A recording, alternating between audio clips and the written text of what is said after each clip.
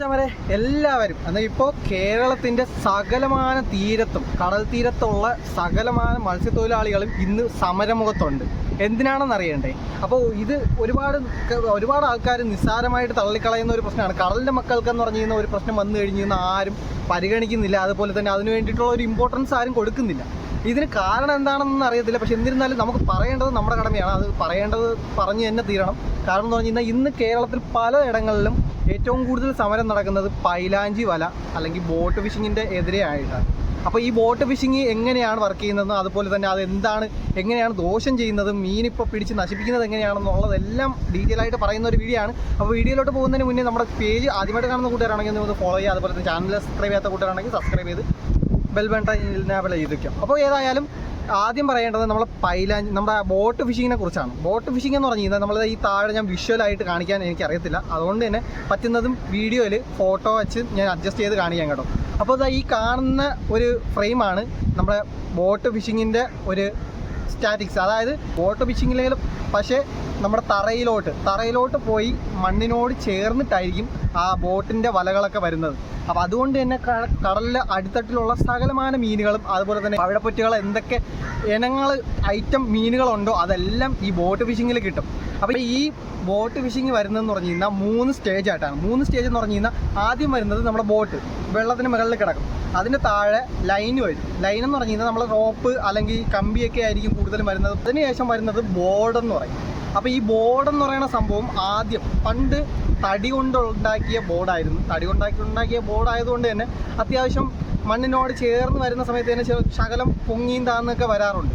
പക്ഷേ എന്നിരുന്നാൽ ഇപ്പോൾ സകല ബോട്ടുകളിലും ബോട്ടിൻ്റെ വലിപ്പം അനുസരിച്ച് നമ്മുടെ ടെക്നോളജി വർദ്ധിപ്പിക്കുന്നതനുസരിച്ച് തന്നെ വലിയ ബോർഡുകൾ ഒരു ഏകദേശം 200-300 കിലോ ടൈപ്പ് ഭാരം തൂങ്ങുന്ന ബോർഡുകളൊക്കെയാണ് ഓരോ ബോട്ടുകളിൽ 2 സൈഡിലായിട്ട് തൂക്കിയിട്ടേക്കുന്നത്. അപ്പോൾ ഇത്രയും ബോർഡുകൾ നേരെ തറയിൽ പോയി മണ്ണിനോട് ചേർന്ന് ഇഴഞ്ഞു വരും. ഈ ഇഴഞ്ഞു വരുന്ന സമയത്തെന്ന് പറഞ്ഞു കഴിഞ്ഞാൽ നമ്മുടെ തറയിലുള്ള പവിഴപ്പൊറ്റുകളും മീൻകൂടുകളെല്ലാം ആയിട്ടുള്ള സകല സാധനങ്ങൾ മണ്ണിനടിയിൽ കിടക്കുന്ന എന്തൊക്കെ സാധനമുണ്ടോ അതെല്ലാം ഇത് തെറിപ്പിച്ചിട്ടായിരിക്കും വരുന്നത്. അപ്പോൾ ഇങ്ങനെ തെറിപ്പിച്ച് വരുന്ന കൂട്ടത്തിൽ ഇതിൻ്റെ പിന്നാലെ ആയിരിക്കും നമ്മുടെ നെറ്റ് വല നിൽക്കുന്നത്. നെറ്റ് വലയുടെ ആ ഒരു പൊസിഷൻ എന്ന് പറഞ്ഞു കഴിഞ്ഞാൽ നമ്മൾ സാധാരണ ഒരു മാല് തുറന്ന് നിൽക്കുന്ന പോലെ തന്നെ ആയിരിക്കും. അതിൻ്റെ എൻഡിലായിരിക്കും മീൻ കിടക്കുന്നത്. അതിൻ്റെ നടുക്ക് സ്റ്റേജ് മീനുകൾ കയറിപ്പോകാനുള്ള ഒരു റൂട്ട് പോലെയൊക്കെ ആയിരിക്കും. ഇത് വലിച്ചുകൊണ്ട് പോവുകയല്ലേ. അപ്പോൾ ഇതാണ് ബോട്ട് ഫിഷിംഗ് എന്ന് പറയുന്ന ഒരു സംഭവം. അപ്പോൾ അതിൻ്റെ അപ്പുറത്താണ് ഈ പൈലാഞ്ചിക് വലയെന്ന് പറയുന്നത്. പൈലാഞ്ചിക് വലയെന്ന് പറഞ്ഞു കഴിഞ്ഞാൽ ഒരുപാട് പേർക്ക് മനസ്സിലാവാത്തത് കൊണ്ടാണ്. കാരണം എന്ന് പറഞ്ഞു കഴിഞ്ഞാൽ നമ്മൾ ഒരിടയ്ക്ക് വെച്ച് നമ്മുടെ ഈ ബോട്ടുകളിലും ഈ വള്ളക്കാർ എല്ലാവരും ട്രിവാൻഡ്രത്ത് മാത്രമല്ല കേരളം ഇന്ത്യ മുഴുവനും സമരം നടന്നിട്ടുണ്ടായിരുന്നു. അത് എന്തിനാണെന്ന് വെച്ച് കഴിഞ്ഞാൽ ബോട്ടുകളിൽ വലിയ കപ്പലുകളിൽ വന്നിട്ട് ഇതുപോലെ വല വലിച്ചിട്ട് മീനുകൾ കയറ്റിക്കൊണ്ട് പോകുന്നതൊക്കെ അത് ഫേസ്ബുക്കിലൊക്കെ കാണുന്നവർക്ക് അറിയായിരിക്കും. അത് വലിയ കപ്പലുകളിൽ മീനുകൾ നിറച്ചും കയറ്റിക്കൊണ്ട് പോകുന്നത്. അപ്പോൾ ഈ ഫിഷിങ് വരുന്നത് കൊണ്ട് എന്താണ് ദോഷമെന്ന് ആദ്യം ഞാൻ പറഞ്ഞുതരാം. നമ്മൾ അമിതമായിട്ടുള്ള മത്സ്യസമ്പത്ത് അതിനുള്ളിലോട്ട് കയറും. ഈ പൈലാഞ്ചിക് വല എന്ന് പറയുന്നത് നമ്മൾ ബോട്ട് ഫിഷിങ്ങിനെ പോലെ തന്നെ വലുതാണ്. അതുപോലെ തന്നെ 2 ബോട്ടുകൾ ചേർന്നിട്ടാണ് വലിക്കുന്നത്. 2 ബോട്ടുകൾ ചേർന്ന് വലിക്കുമ്പോഴേക്കും ഈ വലയുടെ വലിപ്പം ഊഹിക്കാവുന്നതേ ഉള്ളൂ. ഏകദേശം 3-4 കിലോമീറ്ററോളം ഡിസ്റ്റൻസിൽ വരുന്ന ഒരു വലയാണ്. അപ്പോൾ അത്രയും വലിയ വലയിലോട്ട് തിമിംഗലം വന്ന് കയറിയാൽ പോലും അകത്തോട്ട് കയറി പോകുമെന്നൊക്കെയാണ് പറയുന്നത്. അപ്പോൾ ഇതിൻ്റെ സത്യാവസ്ഥ എന്താണെന്നുള്ളത് എല്ലാവർക്കും അറിയായിരിക്കും. അപ്പം ഞാൻ പറയുന്നതെന്ന് പറഞ്ഞു കഴിഞ്ഞാൽ എനിക്ക് അറിവുള്ള കാര്യങ്ങൾ മാത്രമാണ്. അതിൽ കൂടുതലൊന്നും എനിക്കറിയത്തില്ല. അപ്പോൾ ഞാൻ അറിയാമെന്നുള്ളത് പോലെയാണ് നിങ്ങൾക്ക് കാണിച്ചിരുന്നത്.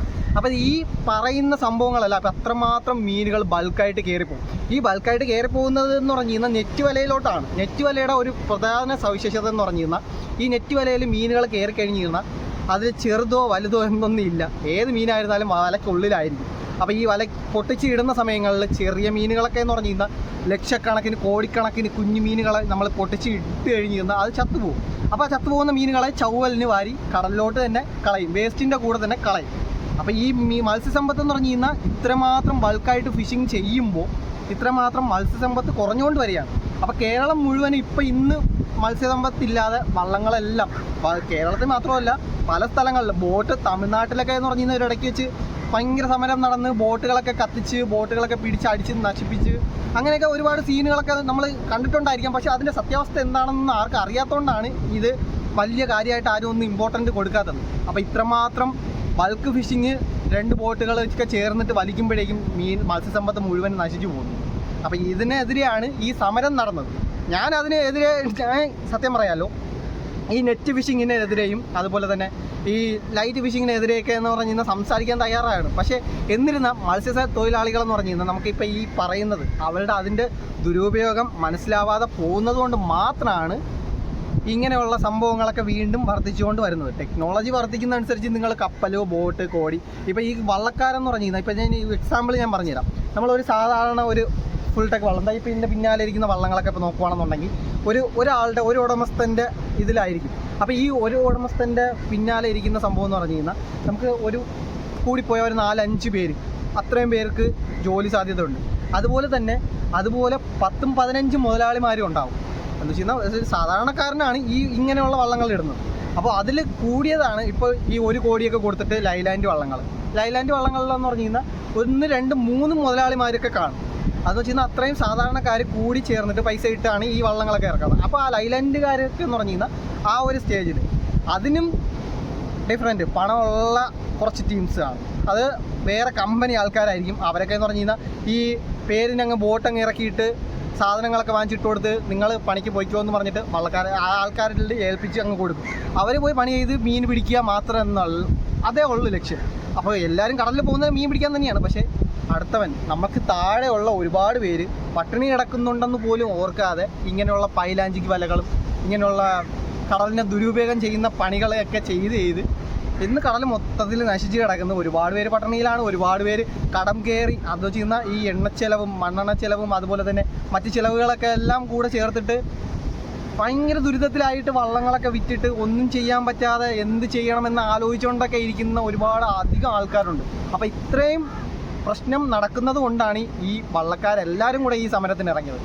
അപ്പോൾ ഇതിൻ്റെ പ്രശ്നത്തിൻ്റെ പരിഹാരം എന്താണെന്ന് വെച്ച് കഴിഞ്ഞാൽ ഈ പൈലാഞ്ചിക്ക് വലകളൊക്കെ ഒരിടയ്ക്ക് വെച്ച് ഗവൺമെൻറ് തന്നെ ഹാർബറുകളിൽ പോയി നേരിട്ട് പരിശോധിച്ചിട്ട് അതൊക്കെ മാറ്റിയിട്ടുണ്ടെന്നൊക്കെ പറഞ്ഞിട്ടുണ്ടായിരുന്നു. പക്ഷേ എന്നിരുന്നാൽ വീണ്ടും അവർ ഉപയോഗിക്കുന്നത് കൊണ്ട് ആർക്കും ഒന്നും തടയാൻ പറ്റുന്നില്ല. കാര്യം എന്ന് പറഞ്ഞു കഴിഞ്ഞാൽ ഇന്ന് നമ്മളിപ്പോൾ കടലിൻ്റെ കരയിൽ വന്ന് വലിച്ചപ്പോഴാണ് ഇതൊക്കെ നമ്മൾ കാണുന്നത്. പക്ഷേ എന്നിരുന്നാൽ അതിൻ്റെ ഉള്ളിലോട്ട് പോയി കഴിഞ്ഞിരുന്നാൽ അവർ വലിക്കുന്നുണ്ടോ ഇല്ലയോ എന്നുള്ളതൊന്നും ആർക്കും അറിയത്തില്ല. അപ്പോൾ ഇത്രമാത്രം പ്രശ്നങ്ങളുടെ ഇടയിൽ ഒരു മത്സ്യത്തൊഴിലാളി കടലിൽ ഒരു ദിവസം പോകുമ്പോൾ അവൻ്റെ സാധാരണമായിട്ട് വരുന്ന ചിലവെന്ന് പറയുന്നത് 1-2 രൂപയല്ല.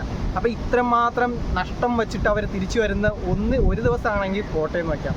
പണ്ട് കാലങ്ങളിൽ മീനുകൾ ഒരുപാടുണ്ടായിരുന്നു. ഇതുപോലുള്ള വലകളൊന്നും ഇല്ലാത്തതുകൊണ്ടും നല്ലപോലെ മീനുകൾ കിട്ടിക്കൊണ്ടിരുന്നത് കൊണ്ടാണ് ഈ പ്രശ്നങ്ങളൊന്നും വലിയൊരു കാര്യമായിട്ട് ഗൗരവത്തിൽ എടുക്കാതെ വരുന്നത്. പക്ഷേ എന്നിരുന്നാൽ ഇന്ന് ആ മീനുകളുടെ തോത് കുറയുന്നതനുസരിച്ച് ആൾക്കാർ പ്രശ്നങ്ങൾ ഉണ്ടാക്കാൻ തുടങ്ങിക്കൊണ്ടിരിക്കുന്നു. ഇപ്പം നെറ്റ് വലകളുടെ കാര്യങ്ങളായി ഇരുന്നാൽ പോലും ഇത് തന്നെയാണ് പ്രശ്നം. നാളെ ഭാവിയിൽ ദോഷം ചെയ്യുന്ന ഒന്നാണ്. അപ്പം ഞാൻ ഏതായാലും പറഞ്ഞു വരുന്നതെന്ന് പറഞ്ഞു കഴിഞ്ഞാൽ ഇത് മനസ്സിലാക്കിയിട്ട് ഗവൺമെൻറ്റിൻ്റെ ഭാഗത്തുനിന്ന് ഫിഷറീസിൻ്റെ ഭാഗത്തുനിന്ന് എന്തെങ്കിലും സഹായം ഇപ്പോൾ വള്ളക്കാർക്ക് ഇപ്പോൾ പൈലാഞ്ചി വലകൾ ഇപ്പോൾ വലിക്കുന്നവരുടെ ഫൈൻ അടിച്ച് മാത്രം വിട്ടിട്ടൊന്നും കാര്യമില്ല. ഫൈൻ അടിക്കുന്നതെന്ന് പറഞ്ഞു കഴിഞ്ഞാൽ ഫൈനെന്ന് പറഞ്ഞു കഴിഞ്ഞാൽ അവർക്ക് ഇപ്പോൾ 2 വല വലിക്കുമ്പോഴേക്കും ആ ഫൈനിനുള്ള പൈസയൊക്കെ അവർക്ക് കൊടുക്കാനൊക്കെ ഉള്ള നിസ്സാരമൊക്കെ ആയി കാണും.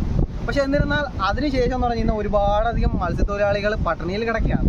അവരെ തിരിഞ്ഞു നോക്കാൻ നിങ്ങളെ കൊണ്ട് പറ്റത്തില്ല. എന്നിരുന്നാൽ ഇതിനെങ്കിലും ഒരു പരിഹാരം നിങ്ങൾ കണ്ടെത്തുമെന്ന് വിശ്വസിക്കുന്നു. അപ്പോൾ ഏതായാലും ഇതാണ് എനിക്ക് പറയാനുള്ളത്. അപ്പോൾ ഇതിനെക്കുറിച്ച് ബാക്കി ഡീറ്റെയിൽ ആയിട്ട് നിങ്ങൾക്ക് ആർക്കെങ്കിലും അറിയാമെന്നുണ്ടെങ്കിൽ ഒന്ന് കമൻറ്റ് ചെയ്യാം. പിന്നെ ഈ ഫിഷിങ്ങിനെ കുറിച്ച് ഒരുപാട് പറയാനൊന്നും ഞാൻ വലിയൊരാളൊന്നല്ല. എന്നിരുന്നാലും എനിക്കറിയാമെന്നുള്ള കാര്യങ്ങൾ മാത്രമേ പറഞ്ഞെന്നുള്ളൂ. അപ്പോൾ നിങ്ങൾ വീഡിയോ ഇഷ്ടപ്പെട്ടെന്നിരുന്ന് വീഡിയോ ഇഷ്ടപ്പെട്ടാൽ ലൈക്ക് ചെയ്യുക, ഷെയർ ചെയ്യുക, കമൻറ്റ് ചെയ്യുക.